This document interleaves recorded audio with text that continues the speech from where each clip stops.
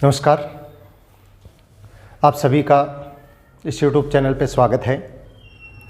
अपने class 12 biology के अंदर 7वां चैप्टर चल रहा है जिसका नाम है वाष्पोत्सर्जन एवं बिंदु स्राव। इस चैप्टर के हम लोगों ने 3 क्लासें हैं वो कंप्लीट कर ली है। आज अपनी चौथी क्लास है और आज का जो अपना टॉपिक है वो है सक्रिय पोटेशियम आयन स्थानांतरण सिद्धांत। सक्रिय पोटेशियम आयन स्थानांतरण सिद्धांत। देखो, ये मैंने पहले बनाया इसलिए कि आप लोगों को ज़्यादा समय है वो बर्बाद ना हो। तो हम बात करते हैं कि अपना टॉपिक कौन सा है। अपना टॉपिक है रंध्र गति की क्रियाविधि।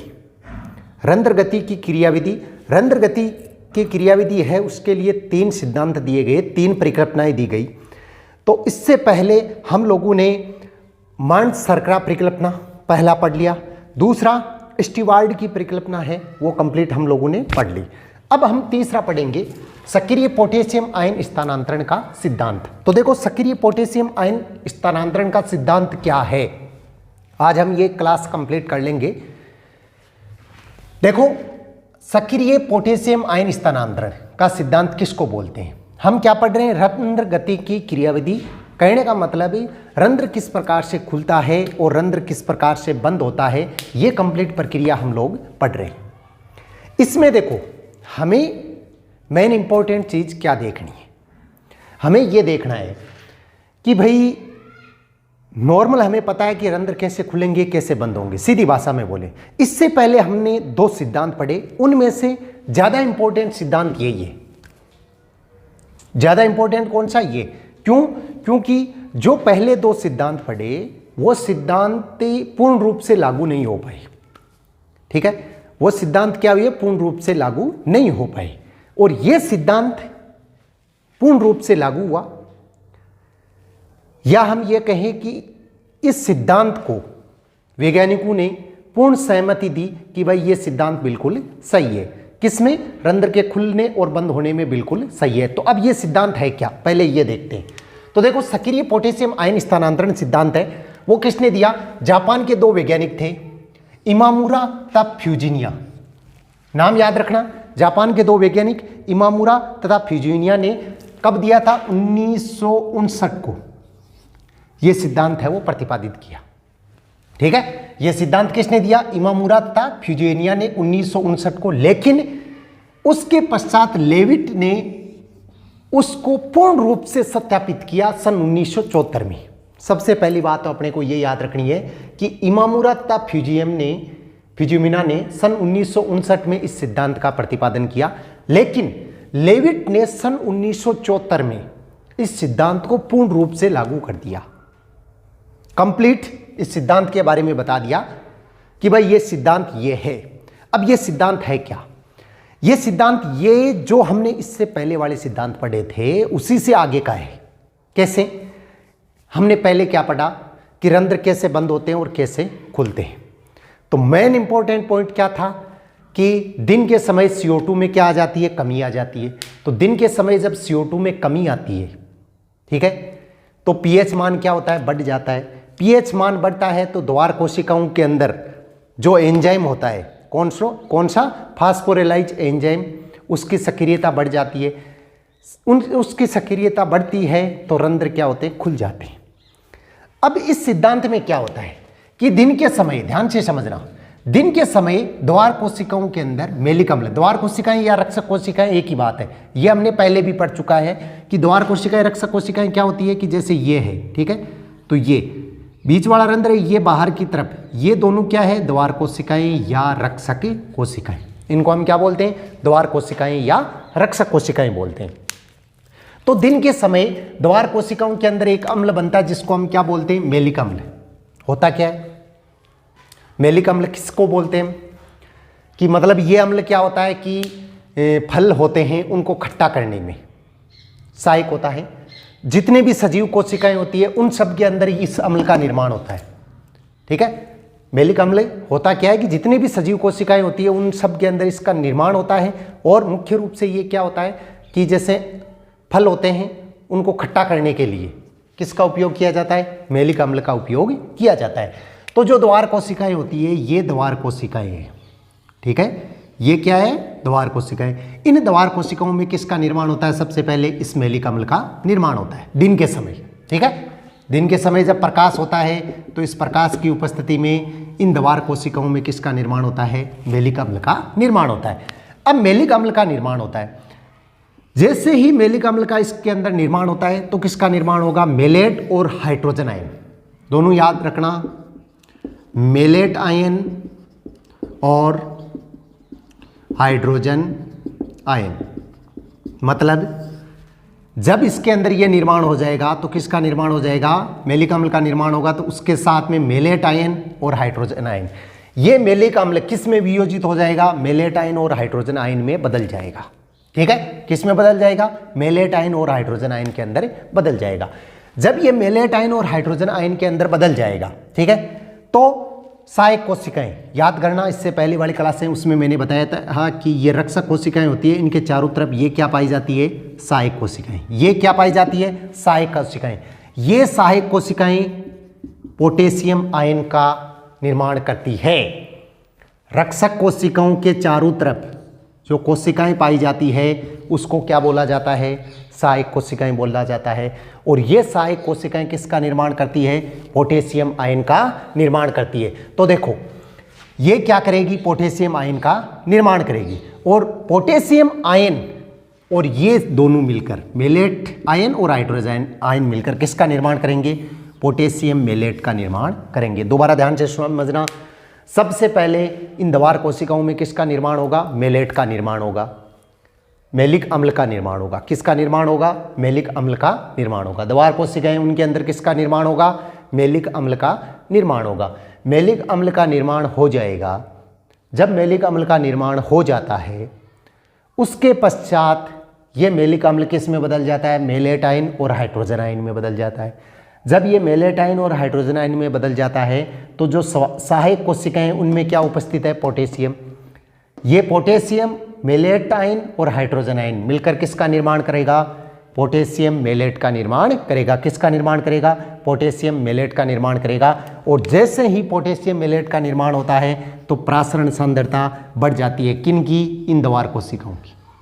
किन की बढ़ जाती है, इन द्वार कोशिकाओं की क्या हो जाती है, प्रासरण सांद्रता बढ़ जाती है। और प्रासरण सांद्रता जैसे ही बढ़ती है तो स्फीत का मतलब फूल जाता है। जैसे किशमिश होता है तो उसके अंदर जल प्रवेश करता है तो वो क्या हो जाती है, स्फीत हो जाती है, तो वो क्या होता है, फूलने लग जाता है। ठीक है, गुब्बारा होता है तो गुब्बारा के अंदर हम हवा भरते हैं तो वो क्या होता है, स्फीत मतलब फूलने लग जाता है और रंध्र क्या होंगे, खुल जाएंगे।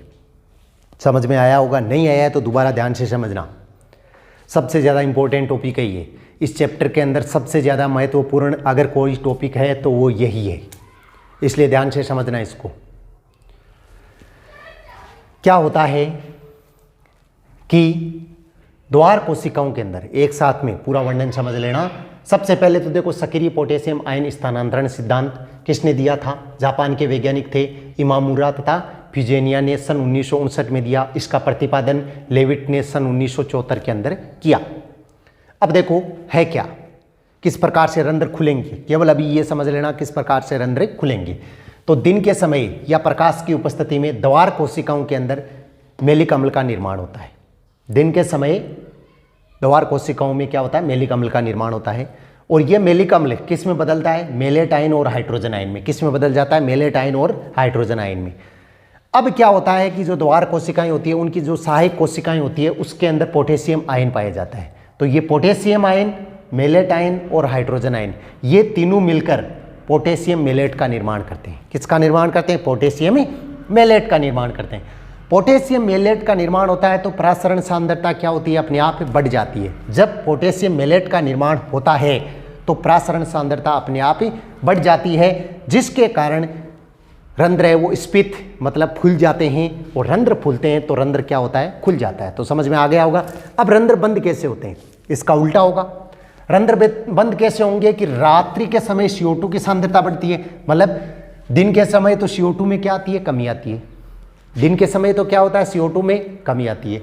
रात के समय CO2 की मात्रा क्या हो जाती है, बढ़ जाती है। ठीक है, ये पहले भी मैंने उदाहरण दिया है कि रात के समय पेड़ के नीचे नहीं सोना चाहिए। क्यों नहीं सोना चाहिए पेड़ के नीचे, क्योंकि रात के समय पेड़ पौधे कार्बन डाइऑक्साइड गैस है उसका निष्कासन करते हैं। और जब कार्बन डाइऑक्साइड गैस यदि हमारे शरीर में इसकी मात्रा ज़्यादा हो जाए तो व्यक्ति की क्या हो सकती है, मृत्यु हो सकती है। इसलिए रात के समय कार्बन पेड़ पौधों के नीचे नहीं सोना चाहिए, क्योंकि CO2 की सांद्रता रात के समय क्या होती है, बढ़ जाती है। तो रात्रि के समय क्या होता है कि CO2 की सांद्रता है वो अपने आप क्या हो जाती है, बढ़ जाती है। और जैसे ही CO2 की सांद्रता बढ़ती है तो एब्सिसिक अम्ल है वो सक्रिय हो जाता है। जब CO2 की सांद्रता कम होती है तो फास्फोराइलाइज एंजाइम है वो सक्रिय होता है। ये याद रखना दोनों चीज़ें। जब CO2 की सांद्रता कम होती है या CO2 की सांद्रता में कमी होती है तो फास्फोराइलाइज एंजाइम है वो सक्रिय होता है।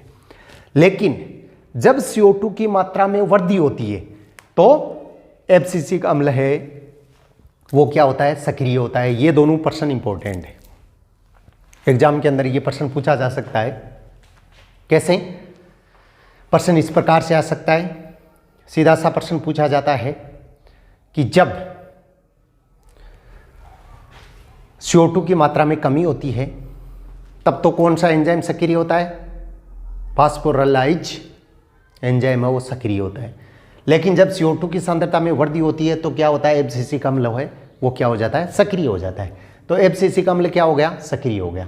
जैसे ही एब्सिसिक अम्ल सक्रिय होता है तो पोटेशियम आयन है उसका बहिक्षेपण, मतलब जो पोटेशियम आयन यहाँ पे पाया जाता है वो क्या होता है, बाहर निकलने लग जाता है।